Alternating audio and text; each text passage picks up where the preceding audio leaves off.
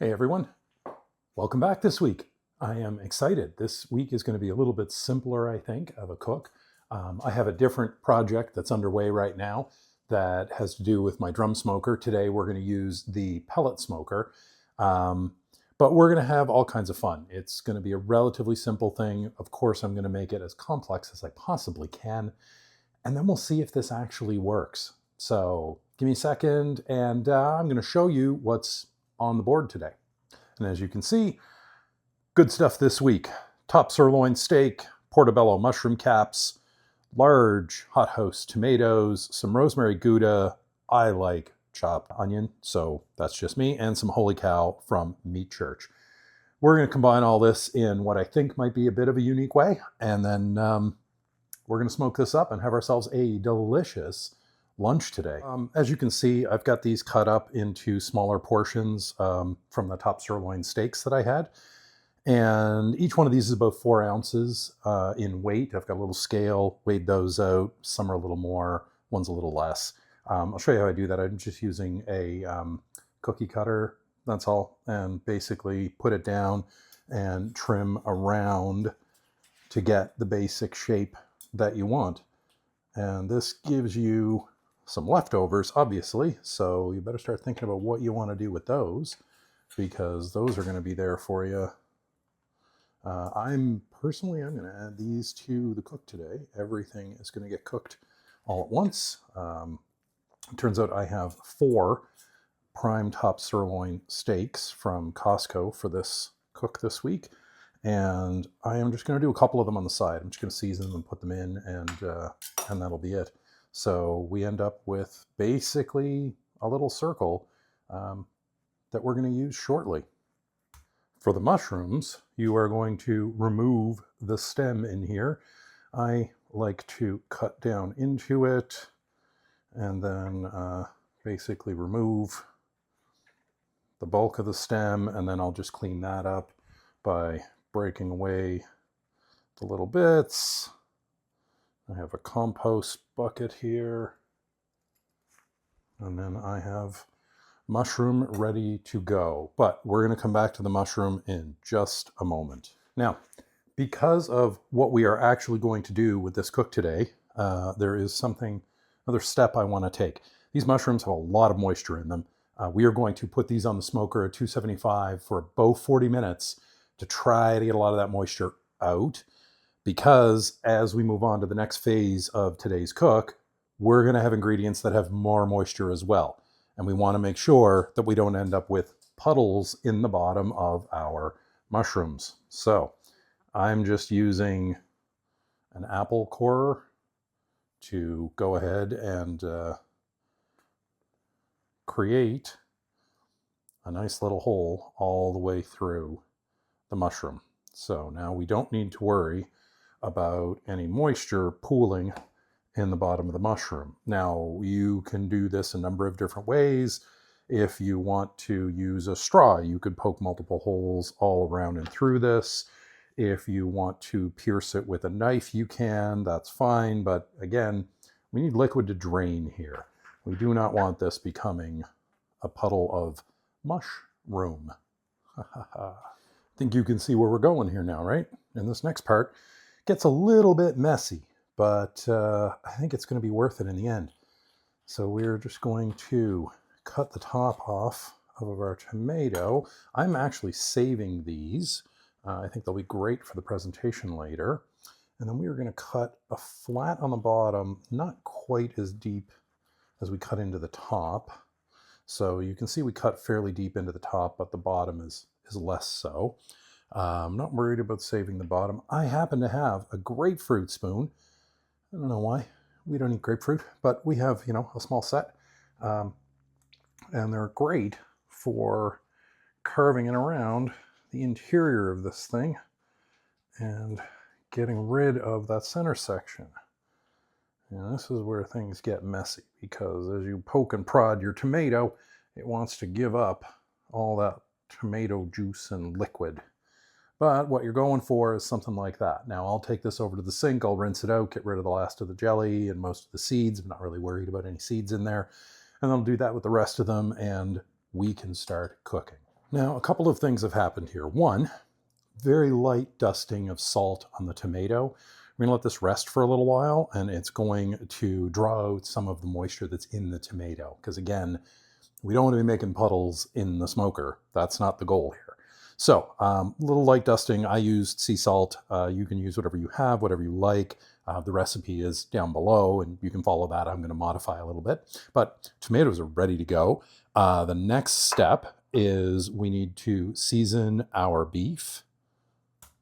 And then we need to season our mushrooms. Somewhere during that, I'll cut up some cheese because the cheese tax must be paid. And then once the smoker is up to temperature, and today we're going to use the Recteq, the DB800. I need a little more control over temperatures for this than the Even Embers drum smoker would allow me. So I'm going to fire up the Recteq today and get a little more cooking space going. Really excited about this. Be back in a moment. Our cheese, I just grabbed a Rosemary Gouda at my local grocery store. Nothing fancy here. I am literally, I think I will cut this into 4 because I am doing 4 servings, and I will divide this up evenly. And that's it. After this, cube them up how you like, whatever your desired sizes. Just keep in mind that these need to melt when they're in the smoker, so you don't want to probably go with anything too large, but I think this should work. That one's not going to make it. Oh yeah, the next step is prepping the mushrooms. I'm going to use some avocado oil spray here. You can just use whatever oil you want. I happen to like this. I happen to have it. The recipe calls for olive oil brushed on. I'm just going to give this a quick spray. No, none of the temperatures are going to be hot enough to worry about what type of oil you're using or is anything going to burn or hit a smoke point. That's just not a factor here today. However, I definitely want to be dusting this with some of our meat church. And this is the Holy Cow, I believe. Yeah, Holy Cow. So going for maximum flavor on everything that we're going to prepare here. No sense leaving these things unadulterated. That's good for now. Next step on the smoker, 40 minutes. Let these things get rid of a bunch of their moisture and maybe condense down a little bit. And then we'll be ready for our next step. So in just a moment or two, we'll hit our 275 that I'm after. And then we can put these delicious things onto the smoker. And I will say this, I don't really care what smoker you have. Personally, I love my Recteq. I think it's fantastic. The couple of times I've needed to talk to the company, the service team has been fantastic. They're great. So I'm a big fan, but hey, whatever you're using is perfectly fine for all of this cooking. I do have a smoke tube in here, as you can see off on the left, but I'm not actually going to use it today. We're not going to be cooking for all that long, and I don't really want to fill it up and light it. So we're going to go a bit lighter on the smoke for this entire cook. Plenty of room in here. Sorry if you're a little OCD, I'll just straighten that up for you. We'll be back in about 40 minutes for this.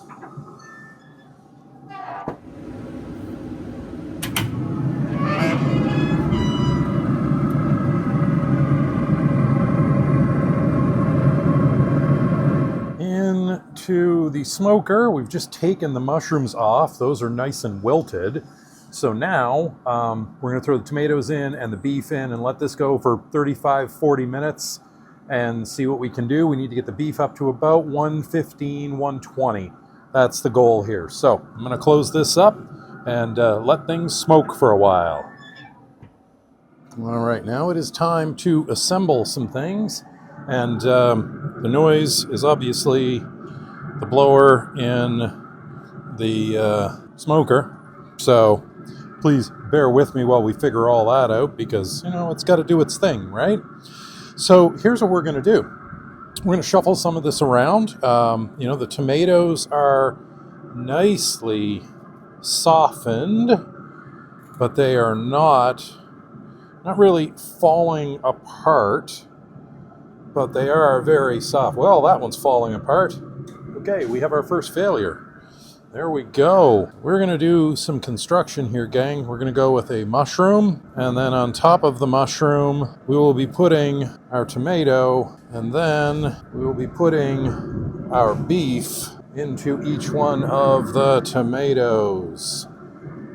Now, this guy, I don't know what's going to happen here. I think this one is just going to be a pile of ingredients, because there we go. It's still going to be delicious. What can I say? Well, you go with the smallest beef on that one. That's what we'll do there.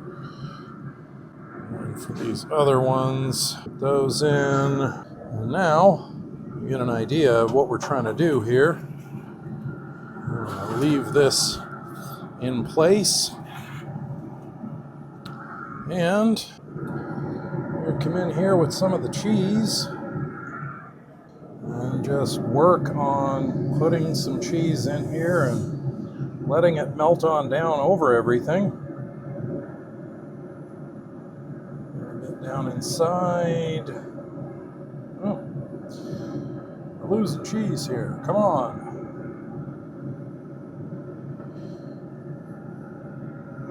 Let's see how this all works out. I am cautiously optimistic. We'll see. Don't know what's going to happen here, but we will put our probe back in. Give us some idea where we're at, and then that gives you an idea of the plan here. We'll just let that finish cooking for about another 25-30 minutes. I almost forgot. Go with some minced onions here, so just flake this on and let it see what it can do. I like these, so I'm gonna go a bit heavy, but you do you. Cannot wait for lunch today. We are in the home stretch here, gang. We are almost at 135 in all of the beef. And I'm going to pull them off then so they're a nice medium rare. Might go a couple of degrees higher. Right now, I'm going to hit them with my barbecue whiskey that I made a few episodes back. It very much, I don't know if you'll be able to see it, but it very much looks like a whiskey. It is sweet and tangy. So it's a little bit thicker than water. Adds a nice shine and gives us just one more hit of flavor as we're preparing these things. I will say, man, super hot on the smoker today, and I've only got it set to 275, but boy, oh boy. Woo! Well, the cheese is softening up. It still, very much looks like a cube of cheese there, but it is starting to soften nicely. So when we get into the kitchen and decide we're going to cut this up, I think we're going to have some really nice, tasty bites here. And even though we had one that failed on us structurally, that tomato disassembled itself in an unofficial pattern, it's still going to be absolutely delicious, I think. That's our main takeaway here, really, is flavor. And remember, each one of these medallions that we have here in the tomato is about a 4-inch portion. So if you're looking for smaller portions, this is absolutely the way to go. There's obviously 4 meals here for me. If I want to stretch it out with the beef, got even more. Kind of excited to get into these little nuggets, which I gotta be honest, I suspect these little guys are maybe overcooked here, as I put them in the big boy heat and said, hang on for dear life. And I don't know if that's gonna work out for us or not. We'll see. All right. Another couple of minutes, and then we should be good to go. If you will forgive the cameras and whatnot, this is where we ended up. a delicious concoction of a 4-ounce sirloin steak medallion in a tomato with a portobello mushroom, all smoked, with rosemary Gouda cheese. So pretty happy with how this turned out. We got 3 out of the 4. Looked real good. And then one of them, of course, disassembled itself, but you know, that's going to happen. I'm not really worried about it. What I am wondering about is, what does this taste like? I cannot wait to give it a shot. And now we will give this a try and we will see what this comes out like. Oh, everything is soft. The meat is tender. The mushroom's got some nice pushback on it. The tomato is obviously falling apart. This is, I think this is going to be tasty. Very much looking forward to this. Of course, all of the in and out. We now have a fly in the house and the dogs are going ballistic because they do not appreciate a fly in the house. All right, let's give this a try, shall we? Oh, what a great combination. The diced onions kind of show up nicely against the steak. The steak itself is super tender. The mushroom has a really nice pushback to it. It's not super soft, so there's actually some tension there with the mushroom, which I appreciate because I don't want it just going to mush. When I do this again, definitely going to cook the tomatoes for less time. So maybe 10 minutes. I'm going to alter the recipe when I publish it to reflect that, because, you know, putting them on for 15, 20 minutes just gets them a little too soft, and then they just kind of fall apart on them. They're delicious, don't get me wrong, but I think I can improve it just a little bit. Okay, I hope you enjoy this. I'm trying to create content that will help GLP-1 users, and, you know, like, when you're on these things, you're not particularly hungry. At least that's been my case. You will be told that that is the case. And so I kind of want every bite that I have to be packed with flavor, to really taste good. And this is what I'm trying, just picking up some ideas, trying some new things, and yeah, be back again next week, maybe with something a little bit special and unexpected. Thanks, everyone.